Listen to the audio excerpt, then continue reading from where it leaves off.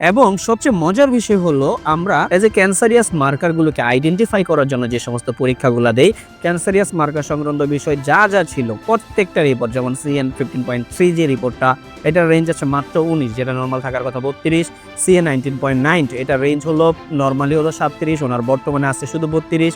CA125 যে রিপোর্টটা, সেটা নর্মাল থাকে 35, এখন বর্তমানে ওনার আছে মাত্র 19।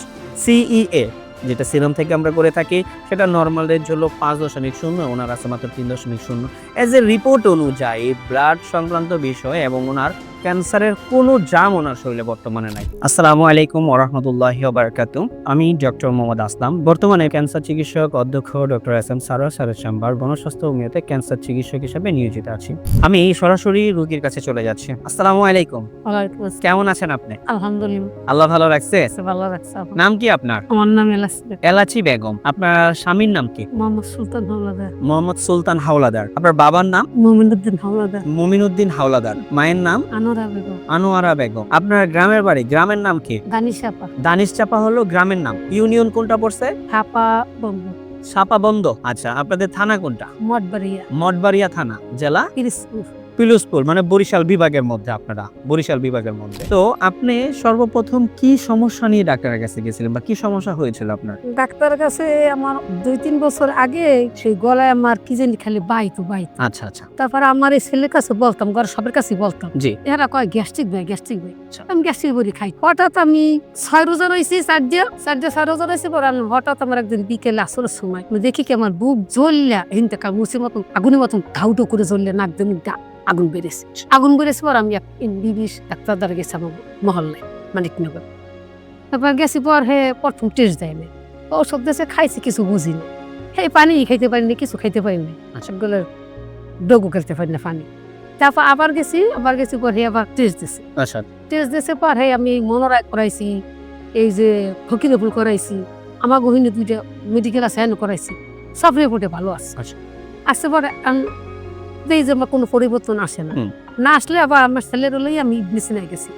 ইবনিসিনায় যাই আবার টেস্ট দেখাইছি, আবার গোড়াইতে টেস্ট করাইছে পর 2 মাস ওষুধ খাইছি, কোনো পরিবর্তন পাইনি। টাকা যাইতেছে, আমার রোগ ভালো হয় না কিসের নাকি। তারপর পর আমার ছেলে কইলো কি, আমার মেয়ের একটা ডাক্তার দেশি স্যারের কাছে গেছি পর আবার বলছে যে এন্ডোস্কোপি দিয়েছে। তারপর গেলাম পর এই যে টেস্ট করলাম, টেস্ট করে বলছে যে খাদ্যনালীতে টিউমার ধরা পড়ছে। এবার শিওর লেগে আবার করাইছে কি এফএনএসি। হ্যাঁ, বায়োপসি করাইছে আপনাদের? বায়োপসি করাই আবার সব টেস্ট করাই দেয় যে শিওর এইটাই। গলার মধ্যে ক্যান্সার ধরা বললো। আর এবার গেলাম মহাখালী যে বিসিরি, তারপর দাইলাম পিজিতে আমি 6টা থেরাপি দিলাম। থেরাপি দিয়ে আমি 4 মাস হয়েছি বাসায়, ভালোই দিছি, মুখে ঘাও হয়েছে। আবার দেখি যে খাওয়া দাওয়া করতে পারি না, কিছু না। এসাল আবার গেছি ঢাকা মেডিকেল, তারা বলছে যে আপনি এই 2টা টেস্ট করলেন, আপনি আবার থেরাপি দিন। তখন আমি ছেলের লাগে কান্দুলেছি, বাবা আমি আর থেরাপি দিব না, আমি মরে গেল, আমি ভয় পাই, আমার শরীর আর কুলাইব না। তখন এবার ওই বইয়ে মোবাইলে টিপে তুমি গই আমাদের ঠিকানাটা মোবাইল থেকে পাইলেন? পাইয়া এবার আমি বাসায় গেছি পর 2 বাচ্চা এখানে আসছে, আইসে দেখে জানিয়ে গেছে পর আমার আওয়ার একটু মস ছিল না। আমার ছেলে আর এইটা মা তুমি যাও, মাছের মরচ মাল্লা রাতে। হ্যাঁ, টাকা পয়সা তো ভাঙছি গেছিল, তুমি যাও। তার পরের দিন নাইয়ে এই যে সব জানিয়ে ওষুধ নিয়ে খাইলাম। তাইলে সর্বপ্রথম আপনার যে রিপোর্টটা করলাম, উনি যে ক্যান্সার ধরা পড়ছে সেটা হলো রিপোর্ট অনুযায়ী ওই গত 2025 সালে ওই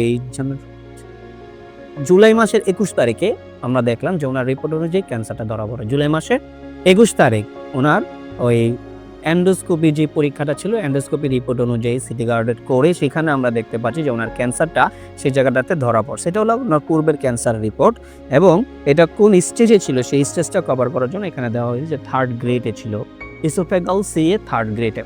এরপরে উনি সর্বপ্রথম আমাদের এখান থেকে আগস্ট মাসের 11 তারিখে উনি আমাদের এখানে ট্রিটমেন্ট নিতে আসেন। আগস্ট মাসের 11 তারিখ, August, September, October, November, December, এটা শেষ করে আজকে উনি জানুয়ারির প্রায় আজকে 31 তারিখ উনি পুনরায় আবার আমাদের এখান থেকে ওষুধ নিয়ে আসতেছেন। তো আমরা আমাদের কথা মতো আমরা যে বলি যে 4 মাস পরে আমরা পুনরায় পরীক্ষাগুলো করব, সেটা সেই কথার উপর ভিত্তি করে আমি 26শে জানুয়ারিতে আমরা ওনাকে পরীক্ষাগুলো দেই, যেটা কিনা উনি 27শে জানুয়ারিতে পরীক্ষাগুলো করছে। 27শে জানুয়ারি পরীক্ষাতে ওনার এজ এ ব্লাড সংক্রান্ত রিপোর্ট, সেই লিপিড প্রোফাইল সংক্রান্ত রিপোর্ট, এই সিরাম ক্রিয়েটিনিন সংক্রান্ত রিপোর্ট, হেপাটাইটিস বি সংক্রান্ত রিপোর্ট, এগুলো সব আলহামদুলিল্লাহ নরমাল।